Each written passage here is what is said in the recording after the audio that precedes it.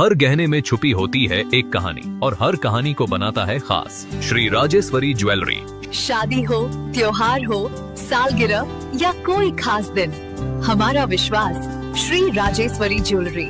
यहाँ मिलता है आपको शुद्ध हॉलमार्क गोल्ड ज्वेलरी का बेहतरीन कलेक्शन, क्वालिटी जो दिल जीत ले, डिजाइन जो नजरें थाम ले और भरोसा जो पीढ़ियों तक साथ निभाए। श्री राजेश्वरी ज्वेलरी, जहाँ हर खुशी का गहना आपका इंतजार कर रहा है। पता नियर शास्त्री रोड, एबरडीन बाजार, श्री विजयपुरम। कॉल 031922333822।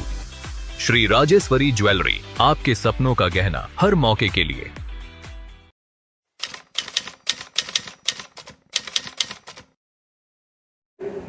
जवान जो देश के एक्स-सर्विसमैन है, जो हम इस धरती पे लेके जा रहे हैं, अगर मौका मिला सुरक्षा करने का, जो जान ले भी सकेंगे और जान दे भी सकेंगे और जरूरत पड़ने पर बंदूक भी उठा सकेंगे।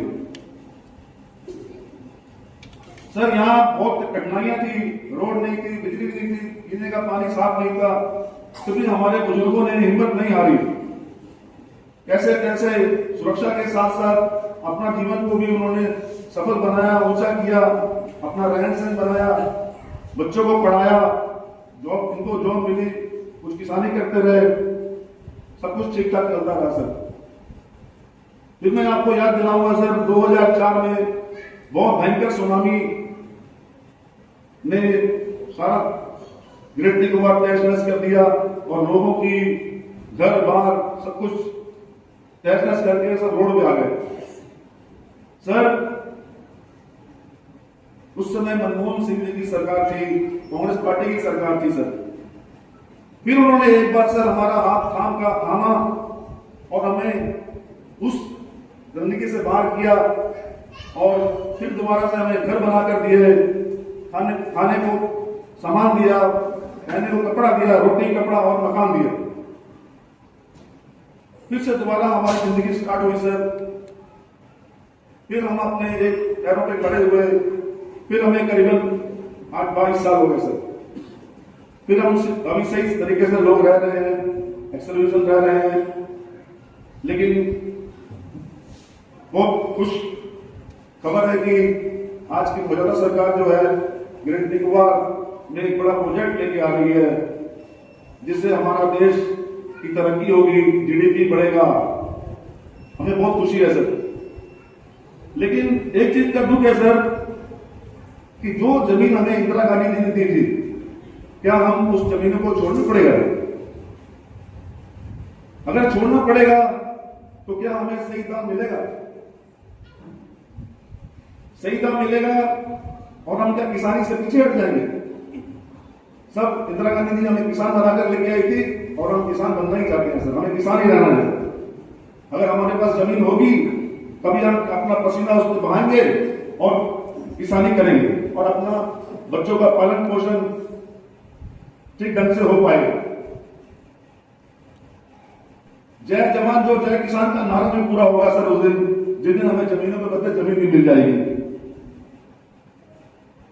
मुद्दे और भी है सर बात करने के लिए, लेकिन मैं ज्यादा समय नहीं लूंगा। हमारे और भी प्रवक्ता हैं जो आपको मुद्दों के बारे में बताएंगे, इश्यूज के बारे में बताएंगे।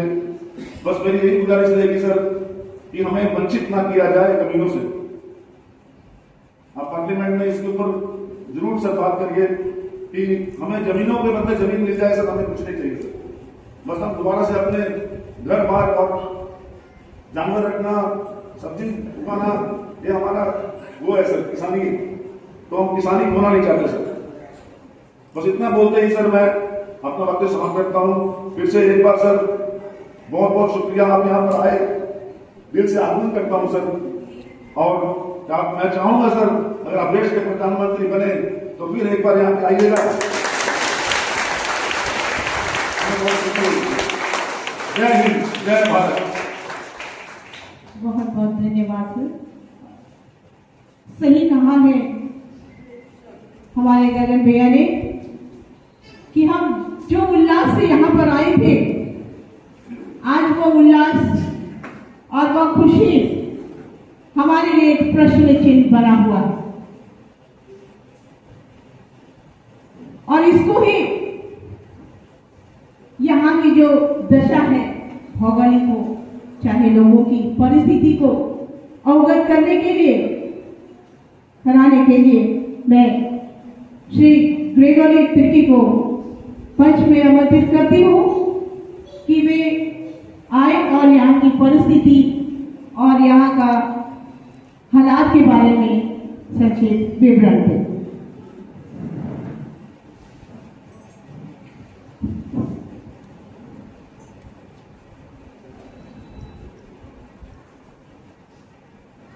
अति माननीय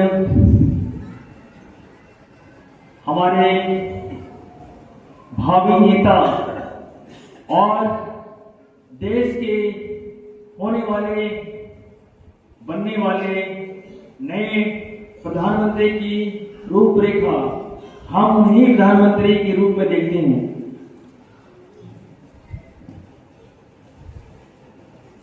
हमारे ग्रेट निकोबार के गांधीनगर, ये जो छोटा सा विलेज जहां पे हम आज यहाँ बैठे हैं, बहुत संघर्ष करने के बाद आज हमारे बीच पहुंचे हैं।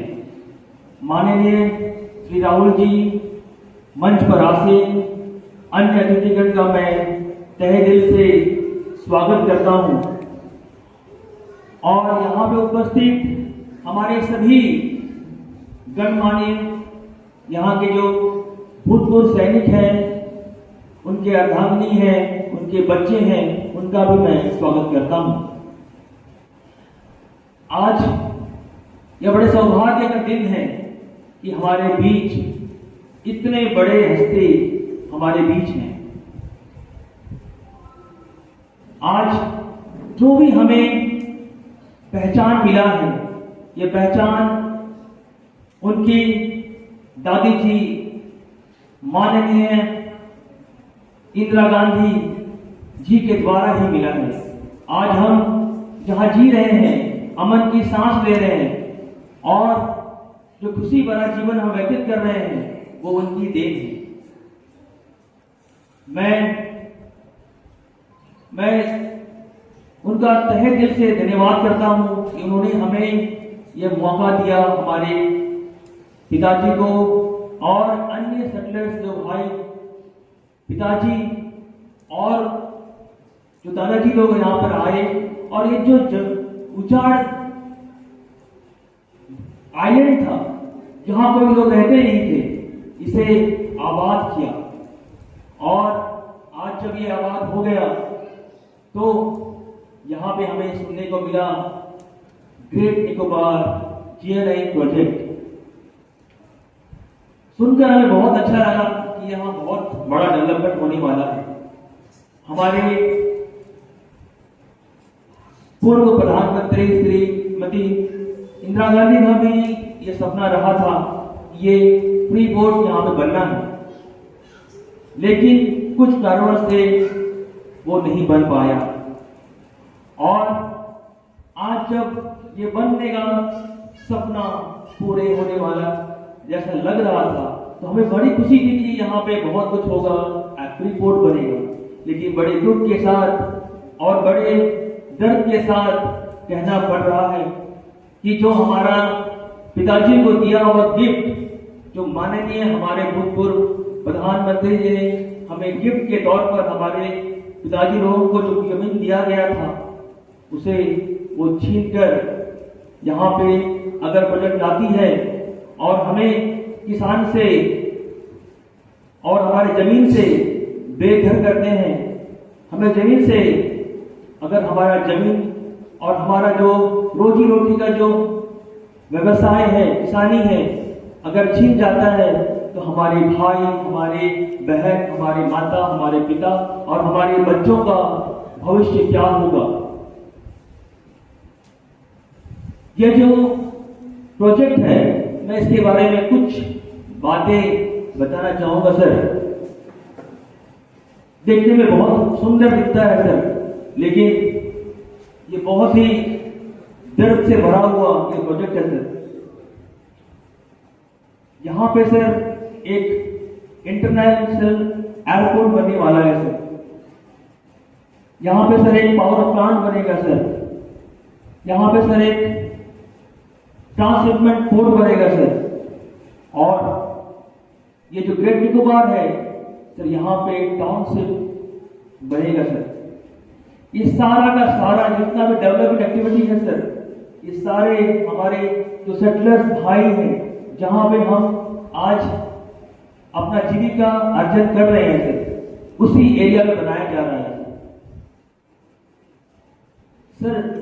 ये जो ग्रेट निकोबार है सर, इससे बहुत सारी जमीन है सर जहां पे बनाया जा सकता है, और ये जो ट्रांसशिपमेंट पोर्ट है, एयरपोर्ट है, जो भी है सर, वो हमें बिना डिस्टर्ब किए, हमारा जमीन को बिना डिस्टर्ब किए बनाए, हमें कोई आपत्ति नहीं है सर।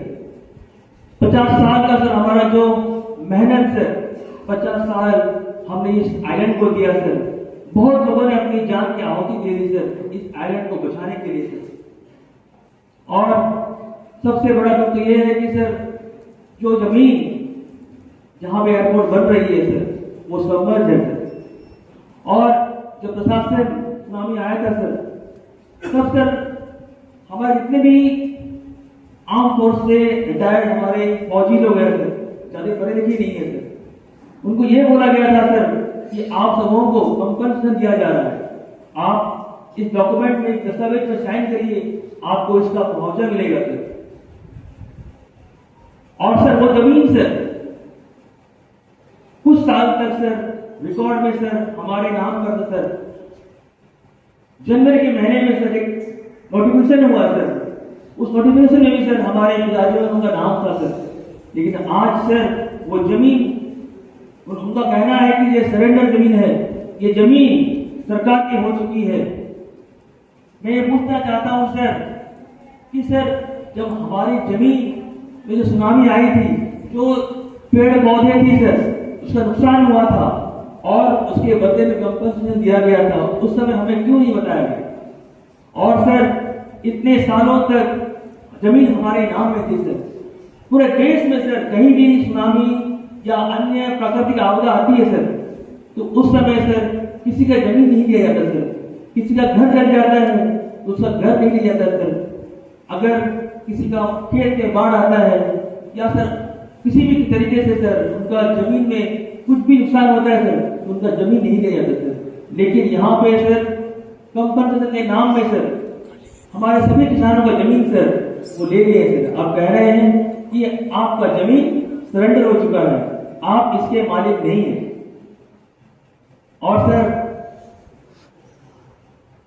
उस इतनी बड़ी त्रासदी के बाद भी सर हमारे जो किसान हैं सर इस आइलैंड को छोड़े नहीं सर, क्योंकि सर ये हमारे माननीय प्रधानमंत्री के द्वारा बसाया हुआ आइलैंड सिस्टम का प्रयास है सर।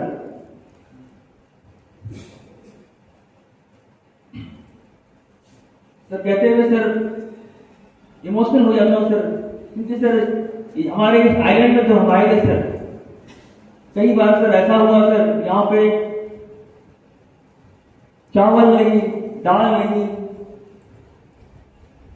तेल नहीं, माचिस नहीं, नमक नहीं, लेकिन फिर भी सर हमें खुशी थी सर, तब भी हम खुशी के साथ यहाँ जीते थे। लेकिन सर आज जो ये प्रोजेक्ट आने के बाद हर दुख के हालत में है सर, हर दिन हम सर रात को हमारी नींद नहीं आती है सर, हम रोते हैं सर। सर मैं कुछ टेक्निकल बातें आपके साथ शेयर करना चाहूंगा सर। सर 2019 में सर एक नोटिफिकेशन हुआ सर यहाँ पे प्रशासन के द्वारा सर, उस नोटिफिकेशन के में ये बताया गया सर, एक sir non master plan agriculture या रूरल एरिया सर, और दूसरा sir master plan rural area sir, और उसका सर एक सर्कल रेट तय किया गया सर। मास्टर प्लान में सर 5,000 से लेकर 20,500 रुपए तक सर सर्कल रेट तय हुआ सर, और जो सर नॉन मास्टर प्लान है सर उसमें सर 700 से लेकर सर 2,000 तक तय हुआ सर। उसके बाद सर कई बातें हुई, कई लेटर और कई माध्यम से सर सरकार के पास ये बताया गया कि हमारे सर्कल रेट बहुत कम है, तब उसके बाद सर 2024 में सर ये नोटिफिकेशन आता है सर, वापस फिर से sir master plan rural area, master plan non master plan rural area sir. और इसके तहत सर जो ग्रेट निकोबार है सर, पहले भी sir non plan master plan non master plan rural area में था सर, और 2024 में भी सर वो जमीन सर और वो area sir non master plan rural area में ही है सर।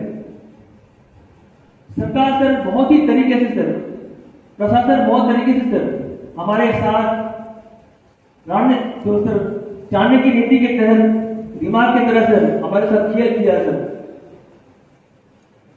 जब ये सर 2024 में सर अगर ये जो विलेज है सर, ये जो ग्रेट निकोबार है सर, अगर ये नॉन मास्टर प्लान में है तो आज सर 2025 में सर यहाँ पे इतना बड़ा मास्टर प्लान क्यों लाया जा रहा है सर?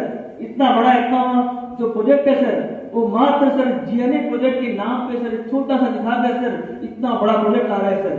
ये ऐसा दिखाया जा रहा है सर, हमें बताया जा रहा है सर छोटा सा सर प्रोजेक्ट है सर, लेकिन सर ये पूरा विश्व से जानता है सर कि ये प्रोजेक्ट अगर आएगा तो सर कितना बदलाव होगा सर, कितना रेवेन्यू जनरेट होगा।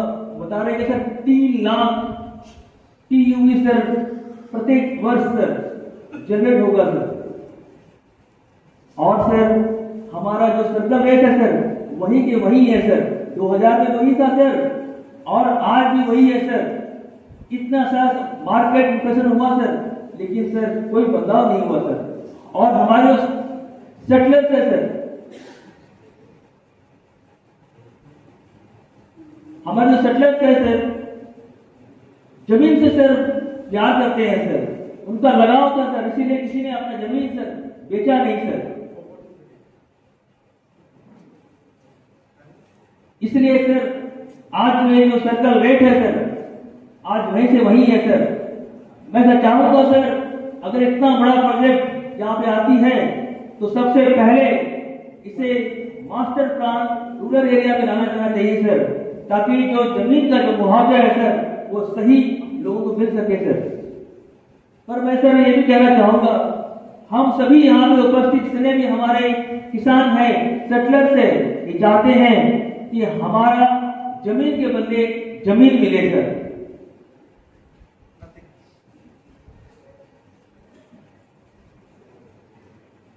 जमीन का उचित मुआवजा जो आज पॉपुलर में जो एयरपोर्ट के अगल बगल जो रेट है वो मिले सर।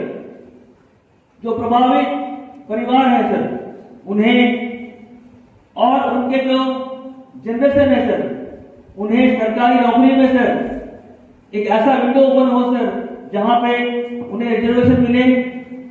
जो सर कुछ साल पहले यहाँ पे सर सेटलर्स कोटा हुआ करता सर, अब सर ये सेटलर कोटा सर वो बंद कर दिया गया सर, केवल मात्र पढ़ाई में है सर, जॉब में नहीं है सर।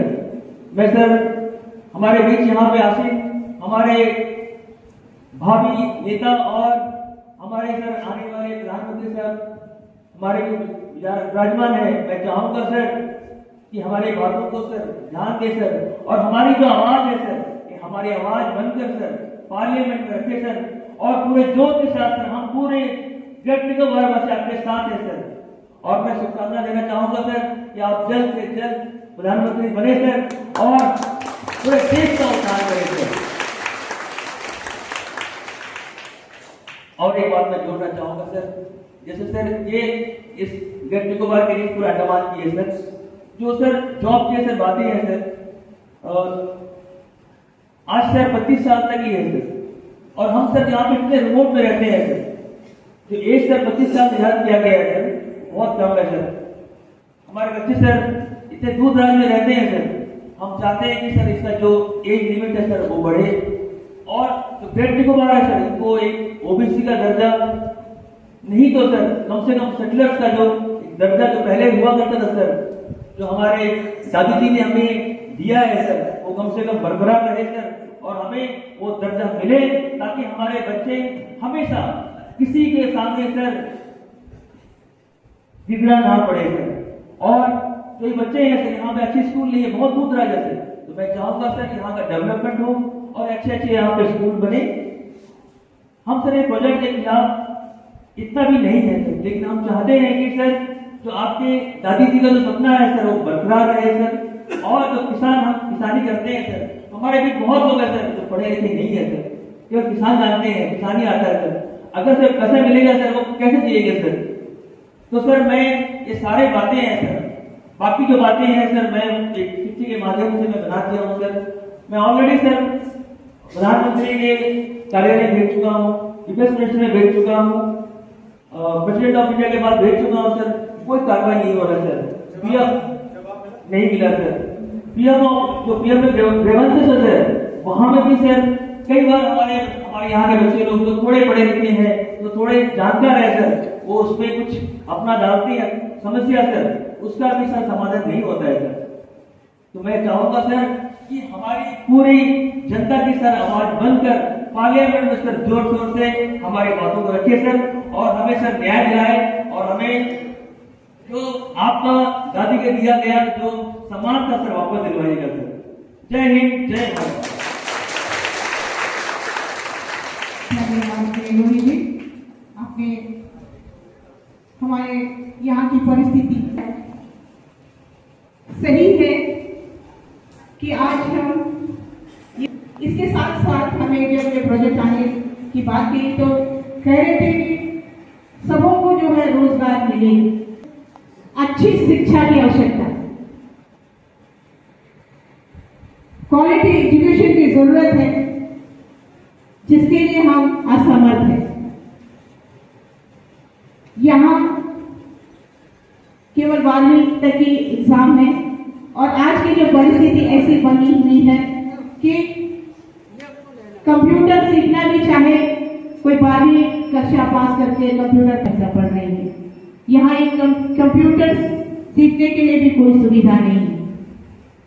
तो ऐसी परिस्थिति में साथ ही ये स्वास्थ्य के क्षेत्र में भी हम काफी पिछड़े हुए हैं। प्रोजेक्ट के नाम पे हमें कह रहे हैं कि यहाँ बहुत बड़ा हॉस्पिटल और सारी सुविधाएं आपको दिया जाएगा, मिल जाएगी, बहुत जल्द ही मिल जाएगी। लेकिन आज बुनियादी हालात पे हम देखें, जमीनी हालात पर देखें, एक अल्ट्रासाउंड के लिए भी महिलाओं को यहाँ से पोर्टर जाना पड़ता है, और पोर्टर जाने के लिए आज जहाजरानी सेवा की भी परिस्थिति ऐसा है कि चलिए एक हफ्ते के बाद एक जहाज मिल रही है, लेकिन उसमें भी टिकट नहीं मिल पाता है। कितने लोग कैपेसिटी के अनुसार वो जहाज की सुविधा भी नहीं है। तो ये सारी परिस्थिति भी है जिसके लिए कहीं ना कहीं हम संघर्ष करते ही आ रहे हैं अब तक।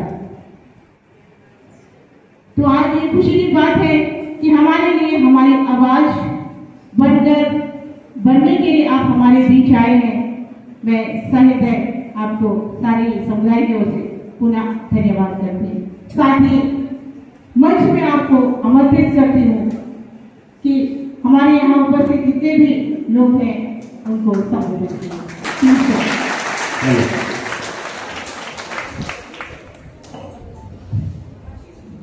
स्टेज पर कांग्रेस पार्टी के और कम्युनिटी के वरिष्ठ नेता, भाई और बहनों, आप सबका यहाँ बहुत बहुत स्वागत, नमस्कार। कुछ दिन पहले आपके यहाँ से निकोबार से एक डेलीगेशन दिल्ली आया था, और उन्होंने मुझे ये जो नया प्रोजेक्ट बन रहा है इसके बारे में बताया और कहा कि मुझे यहाँ आना चाहिए, अपनी आंखों से देखने के लिए आना चाहिए। तो मैं आ गया। सरकार ने रोकने की कोशिश तो की, मगर मैं आ गया। और ये अब दूसरी मीटिंग है जिसमें थोड़ा सा मुझे प्रोजेक्ट के बारे में समझने को मिला। देखिए, आपकी यहाँ पे हिस्ट्री है। आपने कहा कि इंदिरा जी ने आपको यहाँ सेटल कराया था, मगर आपने ये छोड़ दिया कि आप फोर्सेस के लोग थे और आपने अपनी पूरी जिंदगी देश को समर्पित की, सैक्रिफाइस किया, तो आपका हक बनता है। और फिर जब आप आए, आपने जमीन पर मेहनत की, जमीन की आपने हालत बदली, अपनी पूरी जिंदगी आपने इसी काम में लगा दी।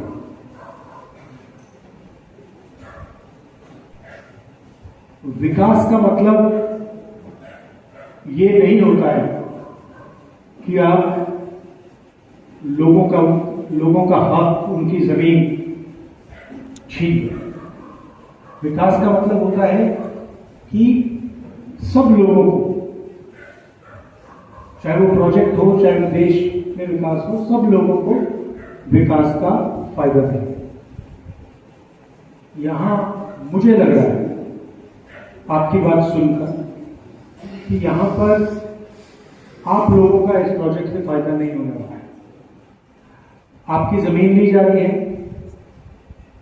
आपको सही रेट नहीं दिया जा रहा है, शायद आपसे पूछ कर भी ये काम नहीं किया जा रहा है। तो इससे मैं विकास नहीं मानता हूं। पूरे देश में इंडिकेशन है कि चाहे वो इंफ्रास्ट्रक्चर हो, डिफेंस हो, सोलर पावर हो, पावर प्रोजेक्ट्स हो, ज्यादा से ज्यादा एक ही बिजनेसमैन को दिए जा रहे हैं, अदानी जी को दिए जा रहे हैं।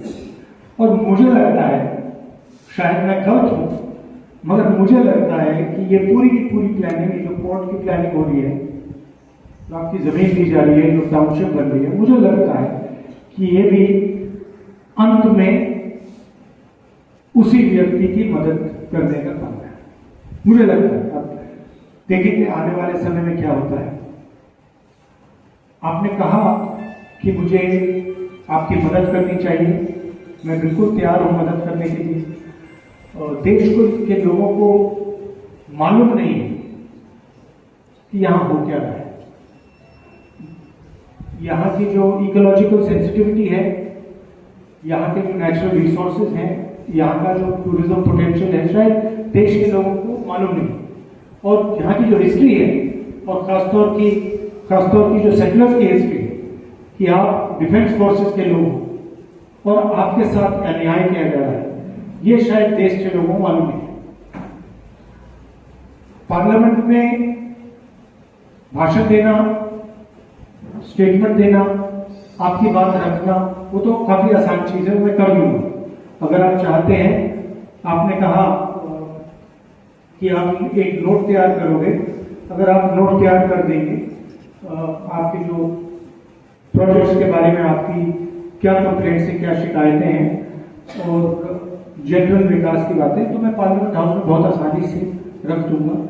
और उससे आपका जो मुद्दा है, देश के लोगों को, देश भर में लोगों को पता लग जाएगा कि यहाँ पे आपके साथ अन्याय किया जा रहा है।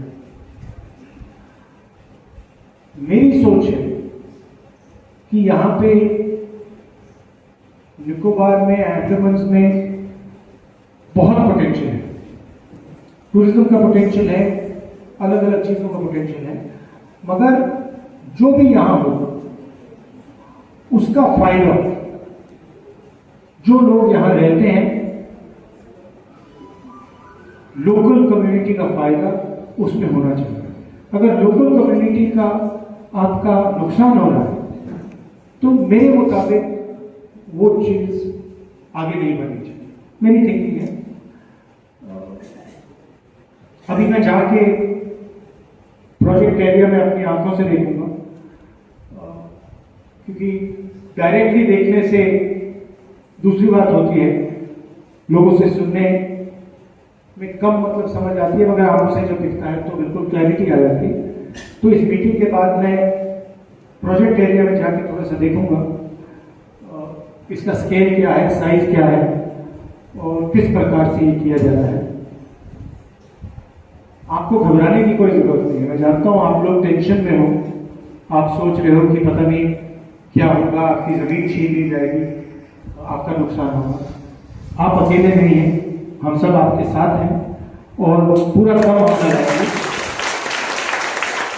पूरा दम लगाकर हम आपकी रक्षा करने की कोशिश करेंगे। आप यहाँ आए, इतने प्यार से आपने मेरा स्वागत किया, इतने प्यार से मेरी बात सुनी, इसके लिए आप सबको दिल से धन्यवाद। जय हिंद, नमस्कार।